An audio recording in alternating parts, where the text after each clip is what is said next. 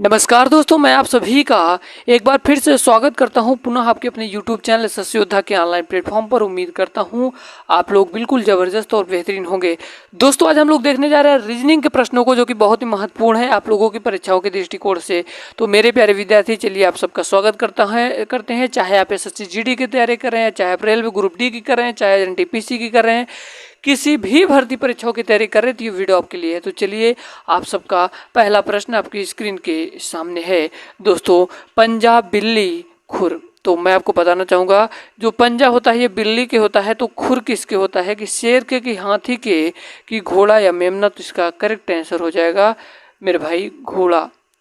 इसका correct answer हो जाएगा घोड़ा। Right answer option number E के साथ जाएगा। और आप लोग जितने प्रश्नों का जवाब सही बता पाए ईमानदारी के साथ कमेंट सेक्शन में एक बार कमेंट करना मत भूलिएगा। अगला प्रश्न आपकी स्क्रीन के सामने है दोस्तों। अगला प्रश्न है, कह रहा है कि यदि 3, 9, 5, 7, 4 XPLMD और 0826 को TVN क्यों लिखा जाता है? तो DVMTX कैसे लिखा जाएगा? ये बहुत ही महत्वपूर्ण प्रश्न है। ये बहुत बार आपके भर्ती एग्जाम में आया हुआ प्रश्न है।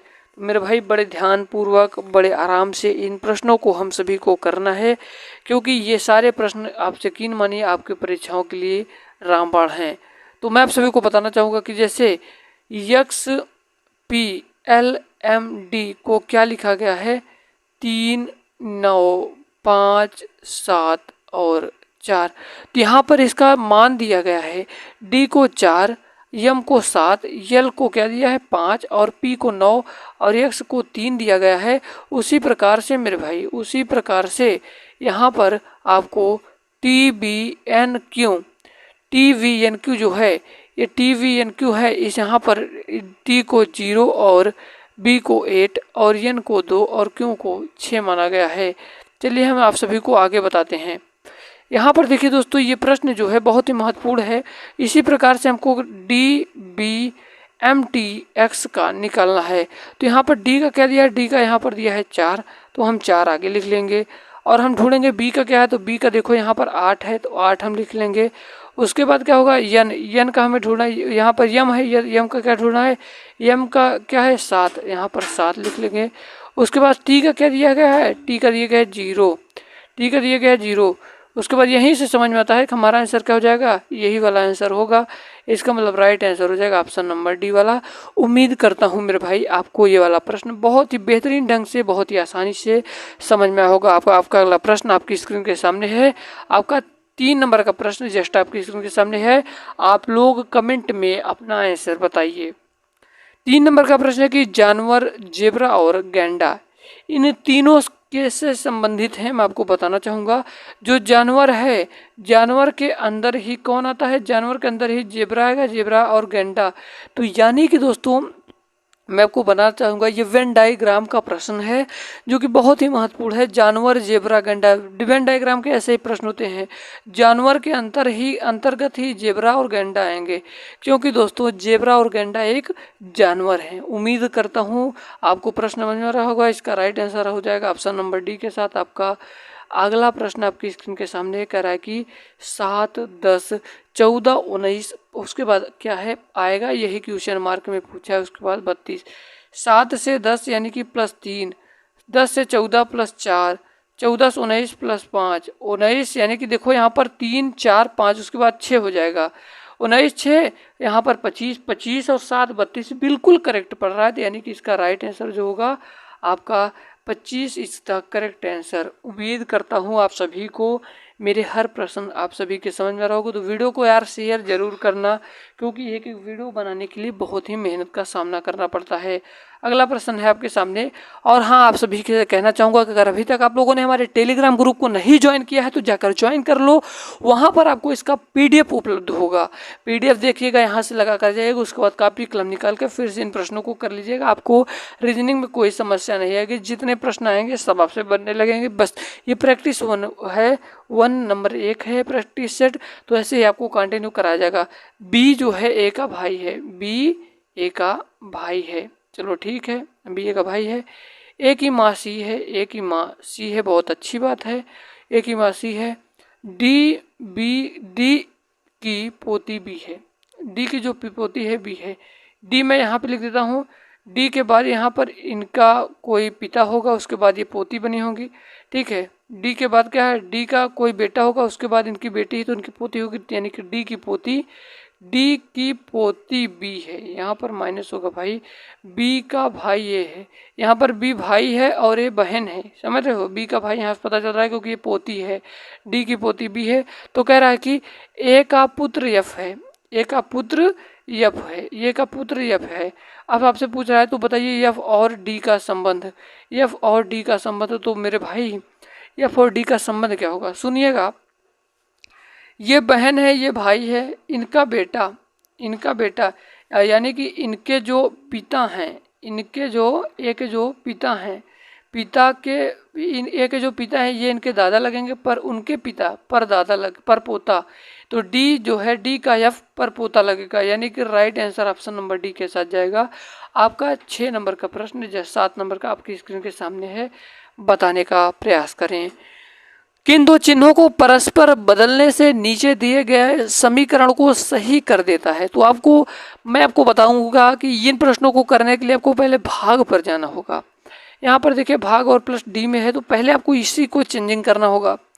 यहाँ पर भाग के स्थान पे प्लस, तो 42 प्लस 4, उसके बाद प्लस के स्थान पे यहाँ पर भाग होगा, प्लस के स्थान पे भाग 2, उसके बाद माइनस 3 इंटू 5, तो 42 में से 42 यानी कि 2 का भाग 4 में जाएगा तो 2, 42 2 44 माइनस 15 बराबर 29, यानी कि राइट आंसर हो जाएगा ऑप्शन नंबर डी वाला करेक्ट हो जाएगा। मैं बता रहा हूँ जब ऐसे प्रश्न आ जाए तो सबसे पहले भाग से ही स्टार्ट करना होता है। आपका अगला प्रश्न है आपके स्क्रीन के सामने, आप बताने का प्रयास करें। मेरे सारे भाई बहन से यही अनुरोध है कि आप लोग हमारी वीडियो को लाइक कर देना और चैनल पर नया हो जरूर सब्सक्राइब करना, क्योंकि आपका एक सब्सक्राइब मेरे को बहुत ही ज़्यादा उम्मीद पैदा करता है वीडियो बनाने के लिए। अगला प्रश्न है कि यदि एक साधारण वर्ष की बात कर रहे हैं, यदि एक साधारण वर्ष में 17 जनवरी को सोमवार पड़ता है तो उसी वर्ष में 19 जून को कौन सा दिन पड़ेगा। तो 17 जनवरी कितने दिन का, 30 दिनों का होता है, 30 माइनस 17 तो बचे कितना 13, यहाँ पर 13 लिख देंगे जनवरी। उसके बाद साधारण में फरवरी 28, मार्च 31 दिन का होता है मार्च। उसके बाद क्या आता है भैया, उसके बाद आता है आपका अप्रैल 30 दिन, उसके बाद अप्रैल के बाद मई 31, उसके बाद जून 19। तो हम जब सारे को काउंटिंग करेंगे तो काउंट करने के बाद 153 आ रहा है, तो 7 दिन के बाद सभी रिपीट होते हैं, 7 से भाग देंगे तो 6 शेष आएगा। उसके बाद सोमवार में जब हम 6 प्लस करेंगे तो रविवार आपका करेक्ट आंसर होगा। उम्मीद करता हूँ आपको ये वाला प्रश्न भी समझ में आएगा। आपका अगला प्रश्न आपकी स्क्रीन के सामने है, कह रहा है कि इन चित्रों से आपको बताना होगा निम्न विकल्पों में से उस चित्र का चयन कीजिए जो उपयुक्त चिन्ह में प्रश्न चिन्ह के स्थान पर आएगा। तो यहाँ पर देखना होगा दोस्तों, यहाँ पर जिस प्रकार से ये ऐसे कर रहा है, यानी कि देखो ये यहाँ पर मिल रहा है ना, उसी प्रकार से यहाँ पर ये जो इसकी नोक है यहाँ पर उसको भी मिलना चाहिए ऐसे। तो ऐसे कहीं पर दिख रहा है क्या, ये वाला ऑप्शन नंबर ए के साथ जाएगा, right answer option number A वाला हो जाएगा। मैं कम टाइम में ज़्यादा प्रश्न करवाने का कोशिश करता हूं। अगर आपको कहीं भी डाउट लग रहा हो तो आप कमेंट सेक्शन में अपनी राय दीजिए, हम अपनी वीडियो में सुधार करेंगे। उपरोक्त आकृति को बनाने के लिए न्यूनतम कितनी सीधी रेखाएं की आवश्यकता है। तो मैं आपको बता दूंगा, आवश्यकता की बात कर रहा है तो 1 2 3 4 5 6 7 8 9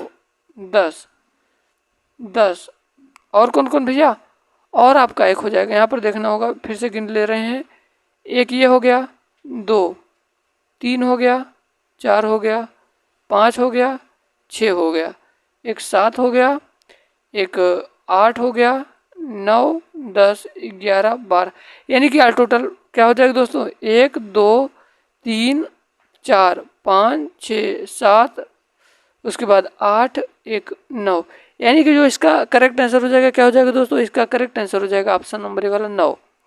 हम लोग चलते हैं अपने अगले प्रश्न की ओर। आपका दोस्तों कह रहा है कि नीचे दी गई आकृति में कुल कितने त्रिभुज हैं, आपको त्रिभुज गिन कर बताना होगा। कुल आपको त्रिभुजों को गिनकर बताना होगा। तो चलिए हम लोग गिनते हैं दोस्तों।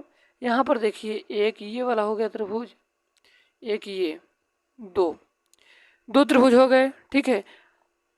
उसके बाद एक बड़ा वाला ले लेते हैं, तीन के बाद यहाँ पर क्या हुआ, चार के बाद पाँच के बाद ये छः के बाद, और देखिए हम लोग देखते हैं, छः के बाद देखिए ये एक 7, छः के बाद एक 7 के बाद एक 8 के बाद 9 के बाद हम लोग क्या करते हैं, 9 के बाद भी हम लोग गिनेंगे। 9 के बाद यहाँ पर देखिए, आपको मैं बताना चाहूँगा, 9 और एक कहाँ पर ही, ये देखिए यहाँ पर 10 के बाद एक 11 एक 12, यानी कि 12 त्रिभुज इसमें बन रहे हैं। हम लोग चलते हैं अपने अगले प्रश्न की ओर। कह रहा है कि सभी सैनिक पुरुष हैं।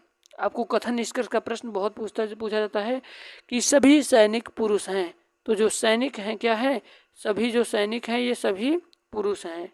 उसके बाद क्या कह रहा है कि कुछ नागरिक सैनिक हैं, ये नागरिक हैं, कुछ नागरिक सैनिक हैं। तो कह रहा है अगला निष्कर्ष क्या कह रहा है कि कुछ नागरिक पुरुष हैं, कुछ नागरिक पुरुष हैं, जो कि बिल्कुल सही है भाई, कि कुछ नागरिक जो हैं पुरुष हैं। और अगला क्या है, सभी सैनिक नागरिक हैं, तो जो कि बिल्कुल गलत बात है, यानी कि आपका राइट आंसर ऑप्शन नंबर 11 हो जाएगा, केवल एक निष्कर्ष निकलता है। अगला प्रश्न है 13 नंबर का, कह रहा है कि इनमें आकृतियों में से आपको आंसर बताना होगा। तो यहाँ पर इसी प्रकार से आकृति बनेगी, यहाँ पर चतुर्भुज बनेगा, ठीक है।